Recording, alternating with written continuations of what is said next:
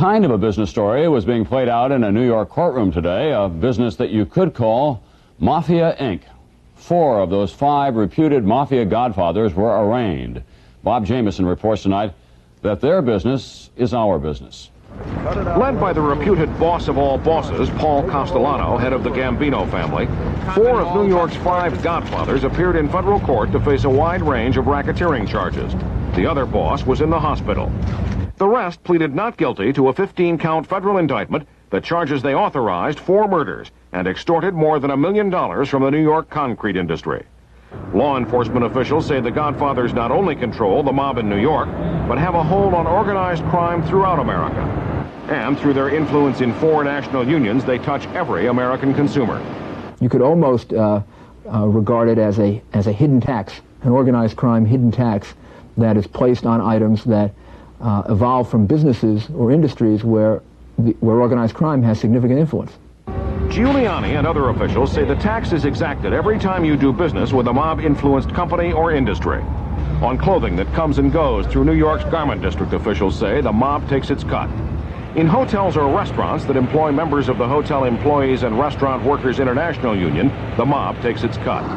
Anything that is unloaded on East Coast docks, officials say, is subject to mob taxes, as well as cargo flown into New York's Kennedy International Airport, and goods moved by the trucking industry on the nation's highways, and building sites where the International Laborers Union is on the job. There is also credit card fraud and the mob's involvement in pirated video and audio tapes and records. Federal officials say the mob's income could total $60 to $100 billion a year. By cracking down on the boss of all bosses, Castellano, and the other godfathers, prosecutors want to end for all time the romantic image of the Mafia portrayed in the movies. The public must understand, they say, that these men are gangsters and murderers who steal from everyone. Bob Jamieson, NBC News, New York. The dead godfather, Paul Castellano, and his bodyguard were gunned down as they stepped from their limousine outside a popular New York steakhouse. As Brian Ross reports tonight, authorities believe the brutal process of succession is already underway. This is John Gotti, the man federal authorities say last night took over one of the country's larger businesses, the Gambino Mafia family. These pictures were taken 4 years ago, when Gotti already had a reputation as a brutal killer. Today, authorities say Gotti is missing and being sought by the FBI for questioning in the murder of the 2 men who stood in his way for control of the Gambino family.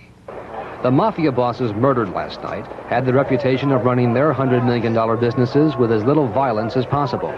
The top man, Paul Castellano, and the man he wanted to succeed him, Thomas Bellotti, were shot dead on a busy New York street by 3 men with automatic pistols and walkie-talkies who got away. Even for the Mafia, an assassination of 2 mob bosses on a street crowded with shoppers the week before Christmas is a daring, risky move. But what's at stake here is control of the largest and most sophisticated Mafia organization in the country. Entire industries in many parts of the Northeast are dominated by the Gambino people. In construction, the seafood industry, the docks, where mob bosses have run the key unions. In New York's garment center, very little moves unless it's on a truck controlled by the Gambino family. In fact, a number of the major trucking companies are run openly by Tommy Gambino, and Gambino soldiers provide millions of dollars in loans to manufacturers here at the mob interest rate, 250% a year. And it's not just New York. In cities all over the country, there are Gambino rackets and businesses, earning literally hundreds of millions of dollars a year for the men at the top. Like the 2 men killed last night, they appear to be well-dressed, respectable businessmen. United States Attorney Rudolph Giuliani says the murders are a reminder of what the Mafia is all about. What happened in the last day or 2 kind of brings you back to reality, to what they're really at the core all about, essentially barbarians and murderers. Tonight, 24 hours after the murders, more than 100 FBI agents and New York City police are on the case, looking for the men who fired the shots and the man suspected of ordering the killings. Brian Ross, NBC News. Major American scandal, an alliance between organized crime and the Teamsters Union, the nation's largest and most powerful labor organization. That's the language being used to describe a tough new federal lawsuit filed today in an effort to reclaim the Teamsters from the mob. As NBC's Mike Jensen reports now, this is a showdown between a tough prosecutor and a tough union.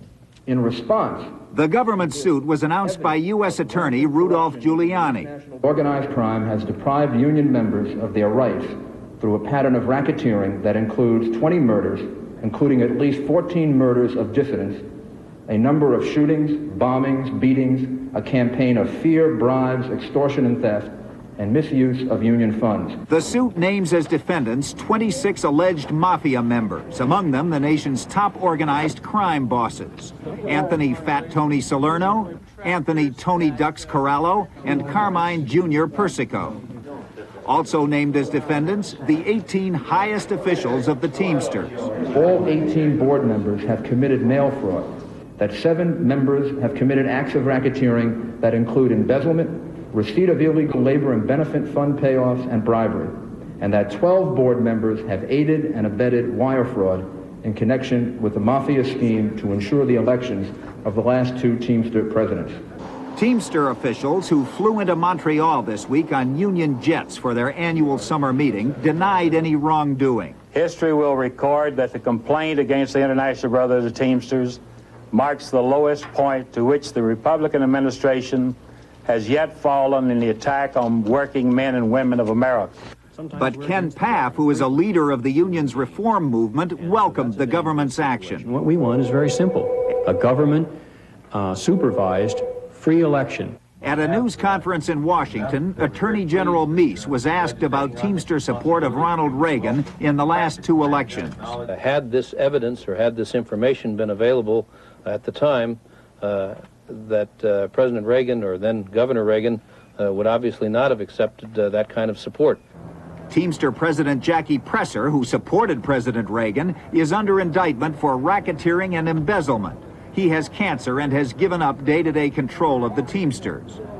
Presser was defended today by Senator Orrin Hatch. I have to say this, that Mr. Presser, regardless of what anybody else may think of him, has lived up to every promise that he made to me when I was chairman of the Labor and Human Resources Committee. The AFL-CIO, which kicked the Teamsters out in the 1950s and recently took them back, blasted the suit. The only level of corruption that I know about is what I read in the newspapers when they talk about the fact that the Teamsters are dominated by the underworld. Those are allegations. There's no proof in that. At truck stops, Teamsters who supported their leaders stepped in front of the camera. Because I got 4 more years and I can retire, and I'm satisfied the way things are as far as I'm concerned. But most Teamsters who approved of the government suit did not want to be quoted.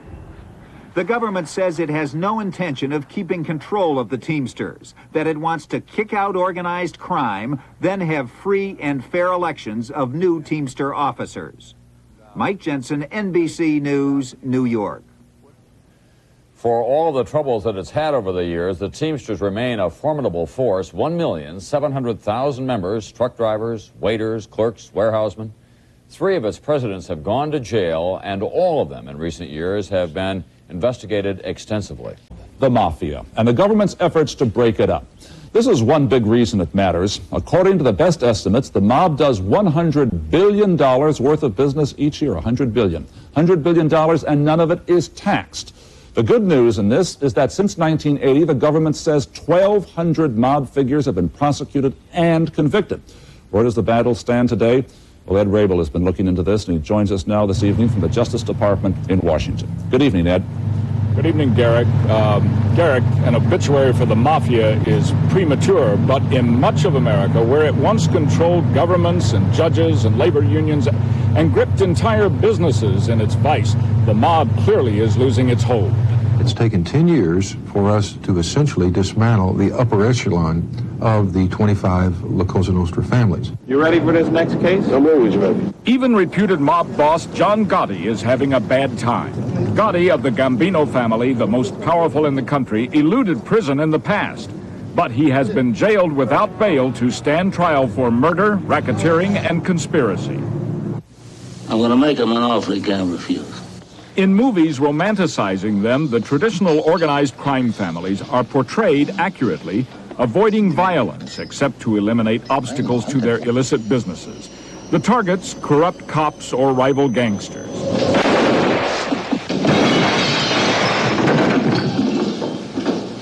But authorities are warning America that new, far more dangerous gangs are replacing the Mafia in the 90s. Unlike the mob, gangs of Asian immigrants and inner-city toughs are killing indiscriminately. More and more innocent people are becoming the victims. These are undisciplined kids who build reputations by showing that they have heart, by showing that they take nothing from nobody on the street. Just last week on a residential street in the nation's capital, 5 children, one a 6-year-old, were wounded in a drive-by shooting by young hoodlums. Washington is known as the murder capital, with more than 470 violent deaths this year alone. Street gangs with names like the Crips and the Bloods control large segments of cocaine trafficking nationwide. Jailing them, as with the old Mafia, makes little difference. The new groups that are coming along are filling the vacuum left by the Mafia. Many of them are less controlled, they're less institutional, more violent, more prone to kill police officers, more prone to random violence. Meanwhile, the Asian gangs have spawned fears of a new drug epidemic in America by pushing high-purity heroin. Still, the FBI insists that the new gangs, while dangerous, are not as bad as the Mafia was. They don't have the hierarchy, the structure, the continuity, or the multiplicity of criminal activities. They're essentially built around drugs, the use of violence for intimidation and enforcement of turf. But a former Virginia detective who had to confront them says the vicious Asian street gangs that are on the rise will make the Mafia look like a fraternity of wimps if the police don't crack down. And Garrick, Congress estimates that the Asian gangs could grow to 10,000 members by 1995.